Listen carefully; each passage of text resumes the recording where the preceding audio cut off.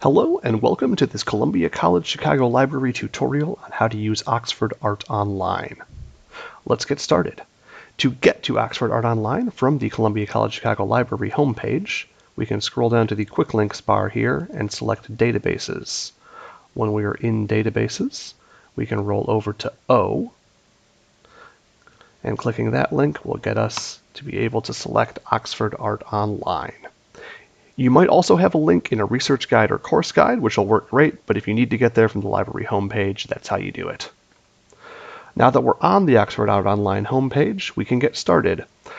Oxford Art Online is essentially a collection of reference works like dictionaries or encyclopedias that list an overview of art topics. So this might not be a place where you want to be finalizing any research, but it's a fantastic place to get a definitive overview of any artistic topic. You'll see the search box is right up here, and there's also a few field limiters up at the top, but you can safely ignore all of these because any search you enter in, so for example, if we search for Mark Rothko,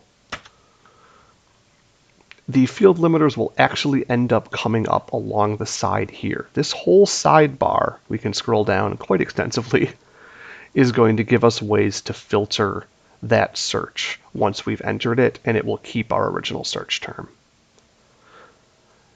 We have an article right here from the that's going to be on Mark Rothko, but you'll notice we also have a few other articles below that have red lock boxes on them. That's because we don't have access to every reference book in the Oxford Online database from Columbia. So to make sure we only are getting results that we can access, scroll all the way down to the availability section here and make sure we've selected just available free, not restricted. When we've updated that, all of those red lock boxes will go away and we just have information we can access. Clicking on an article will get us to the meat of our results.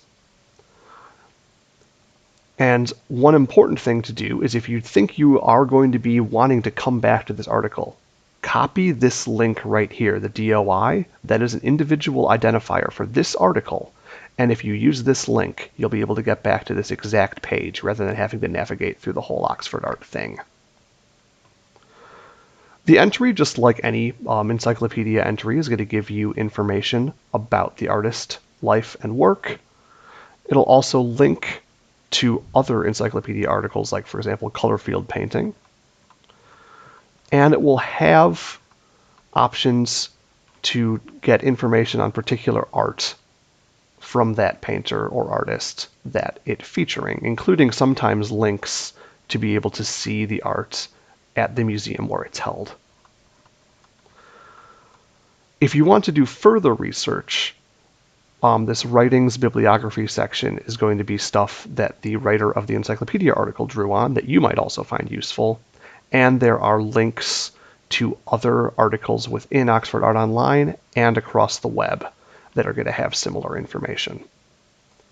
That's all well and good if you're looking for information on a particular artist, but what if you want to use Oxford Art Online to search a little more broadly?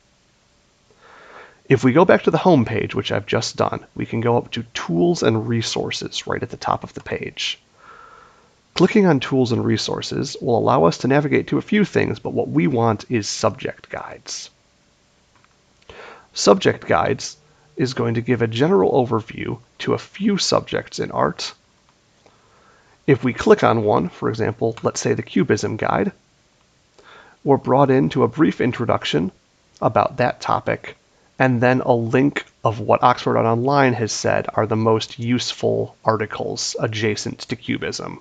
So particular Cubist painters and other particular things related to that, including the main article about Cubism. That's going to be really helpful if you're maybe not having a particular search in mind, but you're interested to know something about a topic. That should pretty much cover it for the beginning uses of Oxford Art Online. I hope this has been helpful. If you do have any questions, we could always go back to the library page and at this banner at the top, ask a librarian by live chat or email. We're happy to assist. Thanks so much.